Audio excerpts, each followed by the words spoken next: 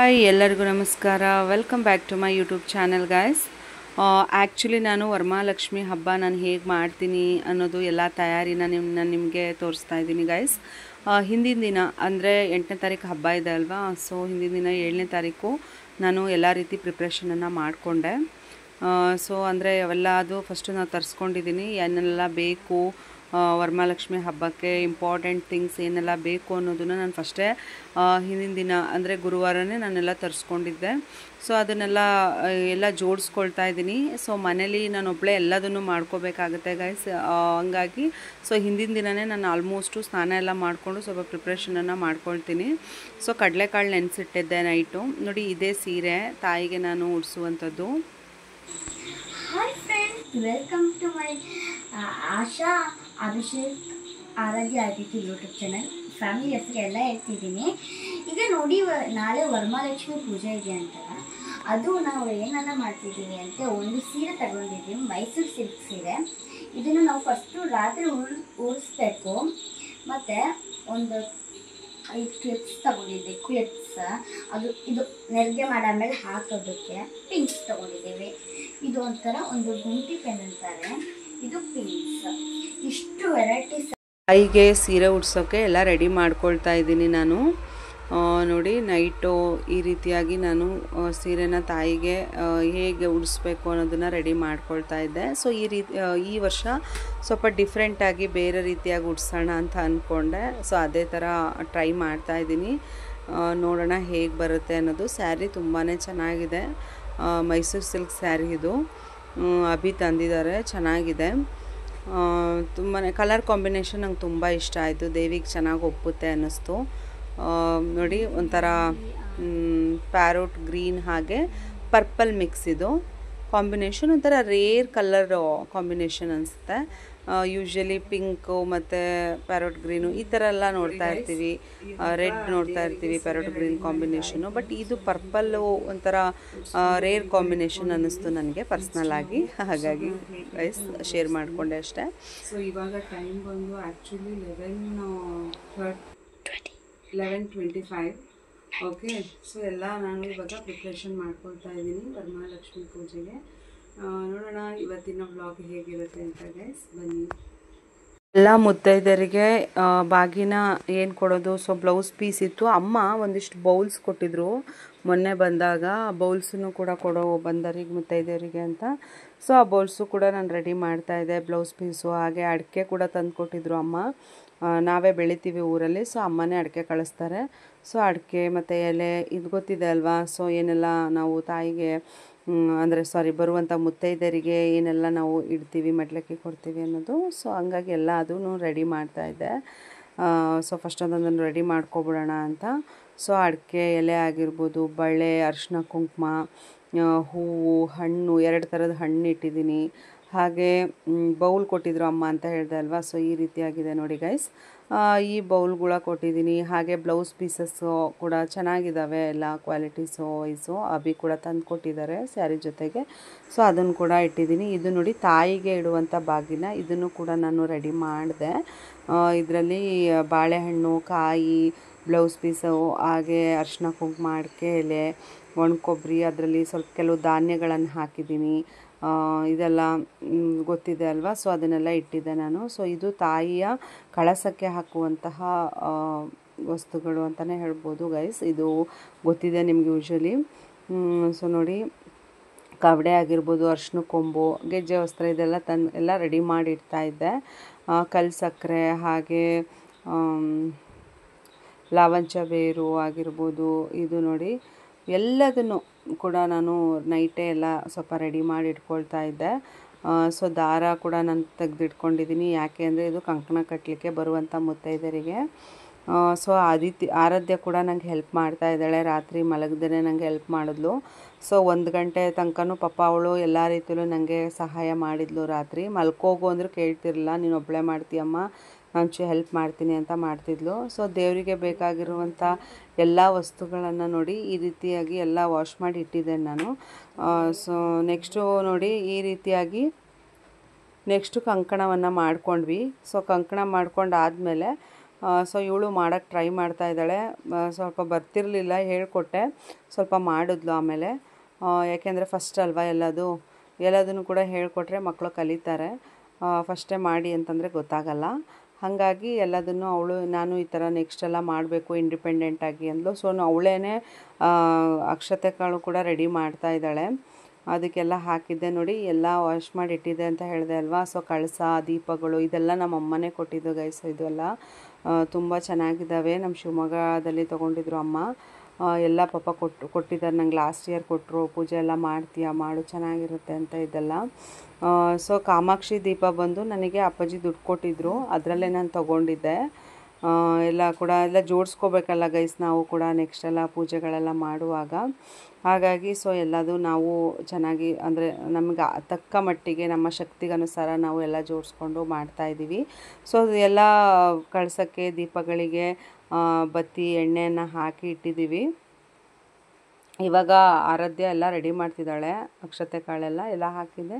So ಕಲಿಸ್ತಾ ಇದ್ದಾಳೆ ಅವಳು. ಎಲ್ಲ ದೀಪಗಳಿಗೆ ಹಾಗೆ ಕಳಸಕ್ಕೆ ಎಲ್ಲ ಬತ್ತಿ ಎಣ್ಣೆ ಎಲ್ಲ ಹಾಕಿ ಇಟ್ಟಿದ್ದೀನಿ. ಯಾಕೆ ಅಂತಂದರೆ ಸ್ವಲ್ಪ ಮುಂಚೆ ಇವನ್ನೆಲ್ಲ ಕೆಲಸ ಮುಗಿಸ್ಕೊಂಡ್ರೆ ಪೂಜೆ ಬೇಗ ಮಾಡ್ಕೋಬೋದು. ಎಲ್ಲ ಒಟ್ಟಿಗೆ ಆದರೆ ಕಷ್ಟ ಆಗುತ್ತೆ.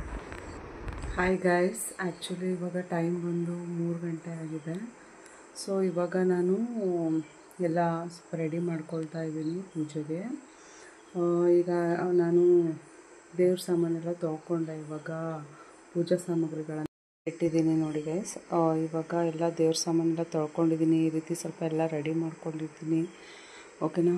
ಸೊ ನೆಕ್ಸ್ಟು ಈಗ ಪೂಜೆ ಸ್ನಾನ ಎಲ್ಲ ಮಾಡಿಬಿಟ್ಟು ನೋಡೋಣ ಗೈಸ್ ಇವತ್ತಿನ ವ್ಲಾಗ್ ಹೇಗಿರುತ್ತೆ ಅಂತ. ಸೊ ಸ್ನಾನ ಆದಮೇಲೆ ನಾನು ಪೂಜೆ ಹೇಗೆ ಮಾಡ್ತೀನಿ ಅದನ್ನು ಒಂದು ವ್ಲಾಗಲ್ಲಿ ತೋರಿಸ್ಕೊಡ್ತೀನಿ ಗೈಸ್. ನೋಡಿ ಮಾಡಿ ಹೀಗೆ ಹೊರಗಡೆ ಒಂದು ರಂಗೋಲಿಯನ್ನು ಹಾಕಿ ಹೊಸ್ಲಿಗೆಲ್ಲ ರಂಗೋಲಿ ಹಾಕಿ ಬಣ್ಣ ಸ್ವಲ್ಪ ಹಾಕಿದ್ದೆ ನೋಡಿ. ಈ ರೀತಿಯಾಗಿ ರೆಡಿ ಮಾಡಿದ್ವಿ. ತೋರಣ ಎಲ್ಲ ರೆಡಿಯಾಗಿದೆ. ಸ್ನಾನ ಆಯಿತು ಗೈಸ್. ಇವಾಗ ನೋಡಿ ದೇವಿಗೆ ನಾನು ಎಲ್ಲ ಕಳಸ ಕೂರಿಸಿ ಅಲಂಕಾರ ಮಾಡ್ತಾಯಿದ್ದೀನಿ. ಸೊ ಸೀರೆ ಉಡಿಸಿ ಆಯಿತು. ಆ್ಯಕ್ಚುಲಿ ನೈಟೆಲ್ಲ ಕೂರಿಸ್ಬಾರ್ದು ಕಳಸ, ನಾವು ಬೆಳಗಿನ ಜಾವನೇ ಕೂರಿಸ್ಬೇಕಾಗುತ್ತೆ. ಅದು ಗೊತ್ತಿದೆ ನಿಮಗೇನು ಅನ್ನೋದು. ಸೊ ನೆಕ್ಸ್ಟ್ ನೋಡಿ ನಾನು ಮನೆ ದೇವ್ರ ಪೂಜೆ ಕೂಡ ಮಾಡ್ಕೊಳ್ಳೋಕ್ಕೆಲ್ಲ ತಯಾರಿ ಮಾಡಿಕೊಂಡೆ. ನೋಡಿ ದೇವಿಯನ್ನು ಕೂರಿಸಿ ಎಲ್ಲ ರೀತಿಲೂ ನನಗೆ ಗೊತ್ತಿರೋ ಮಟ್ಟಿಗೆ ಮಾಡಿದ್ದೀನಿ ಪೂಜೆನ. ಸೊ ಎಲ್ಲ ಪ್ರಿಪ್ರೇಷನ್ನು ಆದಷ್ಟು ನಾನು ಸಿಂಪಲ್ಲಾಗಿ ಮಾಡಬೇಕು ಅಂತ ಅಂದ್ಕೊಂಡಿದ್ದೆ. ಸೊ ಸಿಂಪಲ್ಲಾಗಿ ಭಕ್ತಿಯಿಂದ ಮಾಡ್ತಾಯಿದ್ದೀನಿ. ಐ ಹೋಪ್ ನಾನು ಮಾಡಿರುವಂಥ ಪೂಜೆ ನಿಮ್ಗೆ ಇಷ್ಟ ಆಗುತ್ತೆ ಅಂತ ಅಂದ್ಕೊಂಡಿದ್ದೀನಿ. ತುಂಬಾ ಚೆನ್ನಾಗಾಯಿತು, ಪಾಸಿಟಿವ್ ಆಗಾಯಿತು. ದೇವರಿಗೆ ನಿಜವಾಗಿ ಬೇಕಾಗಿರುವಂಥದ್ದು ನಮ್ಮ ಭಕ್ತಿ ಅಲ್ವಾ. ಯಾವುದೇ ರೀತಿಯ ಆಡಂಬರತೆ ಇದನ್ನು ದೇವರು ಬಯಸಲ್ಲ. ಬಟ್ ನಮ್ಮ ಒಂದು ನಮಗಿಷ್ಟ ಆಗೋ ರೀತಿಲಿ ದೇವಿನ ಅಲಂಕಾರ ಮಾಡ್ತೀವಿ. ಯಾಕೆ ಅಂತಂದರೆ ದೇವಿ ಕೂಡ ಅಲಂಕಾರ ಪ್ರಿಯಳು. ಬಟ್ ಇಲ್ಲಿ ನಿಜವಾಗ್ಲೂ ಬೇಕಾಗಿರುವಂಥದ್ದು ನಮ್ಮ ಭಕ್ತಿ. ಓಕೆನಾ. ಸೊ ಭಕ್ತಿಗನುಸಾರ ನಿಷ್ಕಲ್ಮಶವಾಗಿ ನಾವು ದೇವರನ್ನು ಪ್ರಾರ್ಥಿಸ್ಬೇಕಾಗತ್ತೆ ಇಲ್ಲಿ. ಅದಿತಿ ಕೂಡ ಎದ್ಲು, ಅವಳಿಗೆಲ್ಲ ಸ್ನಾನ ಮಾಡಿಸಿ ಇವಾಗ ಅವಳಿಗೂ ಕಂಕಣ ಕಟ್ತಾ ಇದ್ವಿ. ಅವಳಿಗೆ ಏನೋ ಒಂಥರ ಸ್ಪೆಷಲಾಗಿ ಡಿಫ್ರೆಂಟಾಗಿ ಅನ್ನಿಸ್ತಾ ಇದೆ. ಬಟ್ ಓಕೆ, ಎಲ್ಲದಕ್ಕೂ she can adjust. Okay. So ಹಂಗಾಗಿ ಇವಾಗ ಎಲ್ಲ ಅವಳು ಪಾಪ ಎಲ್ಲ ಕಟ್ಕೊಂಡು ಪೂಜೆ ಮಾಡೋಕ್ಕೆ ರೆಡಿ ಆಗ್ತಾ ಇದ್ದಾಳೆ. ನಮ್ಮ ಅದಿತಿ ಕೂಡ ನಮ್ಮ ಮನೆ ಪುಟ್ಟ ಲಕ್ಷ್ಮಿ ಅಂತಲೇ ಹೇಳ್ಬೋದು. ನೋಡಿ ಈ ರೀತಿಯಾಗಿ ನಾನೆಲ್ಲ ರೆಡಿ ಮಾಡಿದ್ದೀನಿ ಗೈಸ್.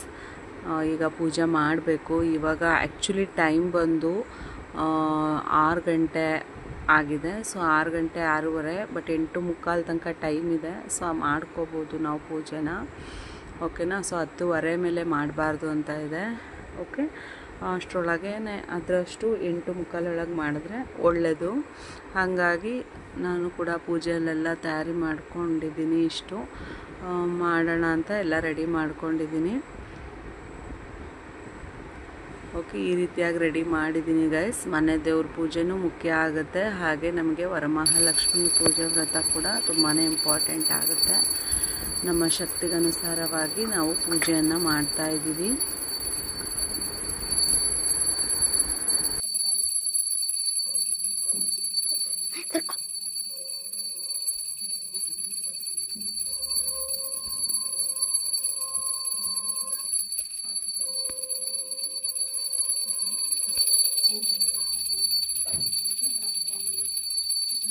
ಅದಿತಿ ಬಾಯಿ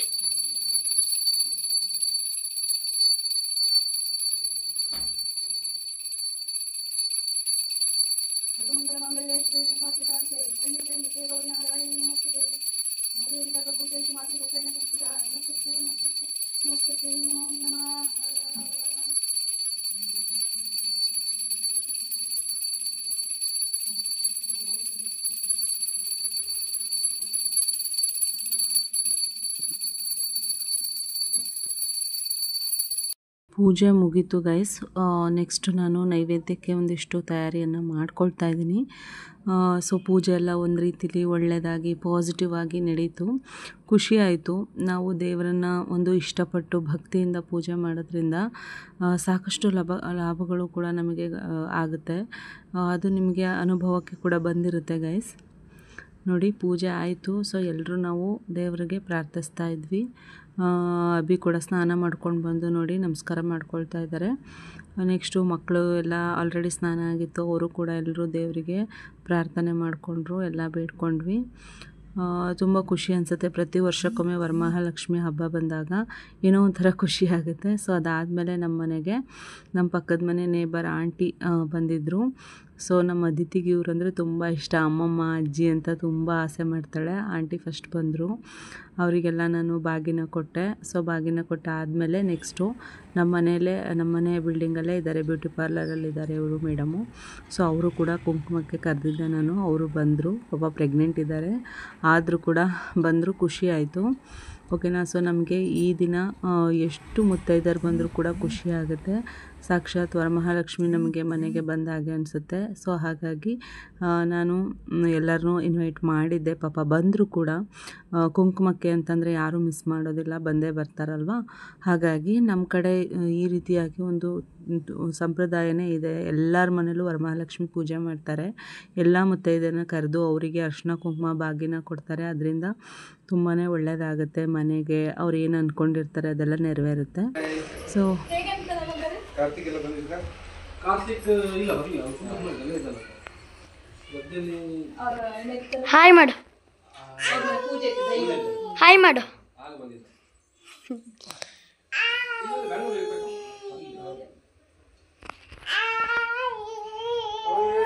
ಹಾಯ್ ಮಾಡುವಾಗ ಹೊಟ್ಟೆ ಎಲ್ಲ ಮೇಲೆ ಅದು ತೆಗ್ದು ಬೇರೆ ಹಾಕಪ್ಪ.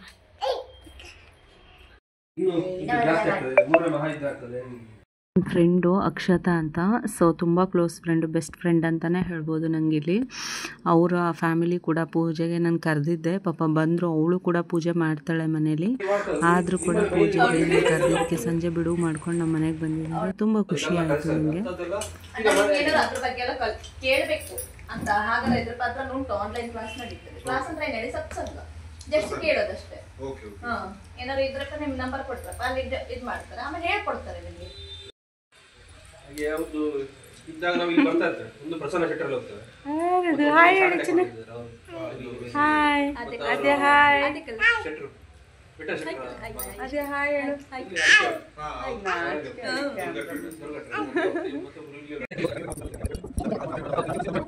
ಹೀಗೆ ಕೂತ್ಕೊಂಡು ಮಾತಾಡ್ತಾ ಇದ್ವಿ ಗೈಸ್. ನೋಡಿ ಇಲ್ಲಿ ಅದಿತಿ ಆಟ ಆಡ್ತಾ ಇದ್ದಾಳೆ. ಅವಳಿಗೆ ಯಾರಾದರೂ ಮನೆಗೆ ನೆಂಟರು ಬಂದರೆ ತುಂಬ ಖುಷಿ ಆಗುತ್ತೆ. ಸಣ್ಣ ಮಕ್ಳ ಜೊತೆಗಿದ್ದಂತೂ ತುಂಬ ಹ್ಯಾಪಿಯಾಗಿರ್ತಾಳೆ. ಮಕ್ಕಳೇ ಇಷ್ಟ ಅಲ್ವಾ ಗೈಸ್. ಮಕ್ಕಳು ಸಿಕ್ಕರೆ ಅವ್ರ ಬೆಸ್ಟ್ ಫ್ರೆಂಡ್ಸ್ ಸಿಕ್ಕಂಗೆ ಅವ್ರ ಜೊತೆಗೆ ಚೆನ್ನಾಗಿ ಇನ್ವಾಲ್ವ್ ಆಗಿ ಆಟ ಆಡ್ಕೊಂಡಿದ್ಲು. ತುಂಬ ಖುಷಿ ಆಯಿತು. ಎಲ್ಲರೂ ಬಂದಿದ್ದು. ನನಗಂತೂ ಅವತ್ತಿನ ದಿನ ಸಖತ್ ಖುಷಿ ಆಗ್ತಾಯಿತ್ತು. ತಾಯಿ ಪೂಜೆ ಮಾಡೋದಾಗಿರ್ಬೋದು, ಅಲಂಕಾರ ಮಾಡೋದಾಗಿರ್ಬೋದು, ಎಲ್ಲರೂ ಬಂದಿರೋ ಖುಷಿಗೆ ಮನೇಲಿ ಒಂಥರ ದೊಡ್ಡ ಹಬ್ಬ ಆದಂಗೆ ಆಗಿಬಿಡುತ್ತೆ. ತುಂಬ ಖುಷಿ ಆಯಿತು ಗೈಸ್.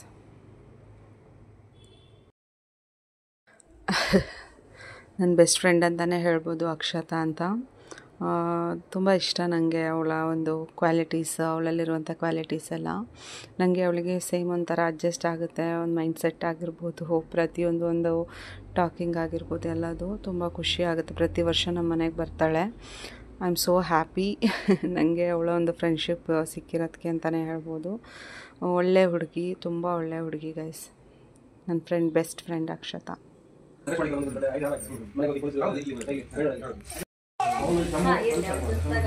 ನೆಕ್ಸ್ಟ್ ನೋಡಿ ಭವ್ಯ ಮೇಡಮ್ ಅಂತ ಶ್ರೀನಿಕಾ ಕೂಡ ಬಂದಿದ್ದಾರೆ ಪೂಜೆಗೆ. ತುಂಬ ಖುಷಿ ಆಯಿತು, ಅವರು ಕೂಡ ಬಂದಿದ್ದು ನಾನು ಇನ್ವೈಟ್ ಮಾಡಿದ್ದೆ. ತುಂಬ ಖುಷಿ ಆಯಿತು ಗೈಸ್. ನಮ್ಮ ಈ ಮನೆಯ ವರಮಹಾಲಕ್ಷ್ಮಿ ಪೂಜೆ ನಿಮಗೆಲ್ರಿಗೂ ಇಷ್ಟ ಆಗುತ್ತೆ ಅಂತ ಭಾವಿಸ್ತಾ ನನ್ನ ಈ ವ್ಲಾಗನ್ನು ಇಲ್ಲಿಗೆ ಎಂಡ್ ಮಾಡ್ತಾ ಇದ್ದೀನಿ. ಸೊ ಪ್ಲೀಸ್ ಸಪೋರ್ಟ್ ಮಾಡಿ ಗೈಸ್. ನೀವು ಆದಷ್ಟು ನನಗೆ ಸಬ್ಸ್ಕ್ರೈಬರ್ಸ್ ಆಗಿರಿ, ಶೇರ್ ಮಾಡಿ, ಲೈಕ್ ಮಾಡಿ. ತುಂಬ ಥ್ಯಾಂಕ್ಸ್ ಗೈಸ್. ಬಾಯ್.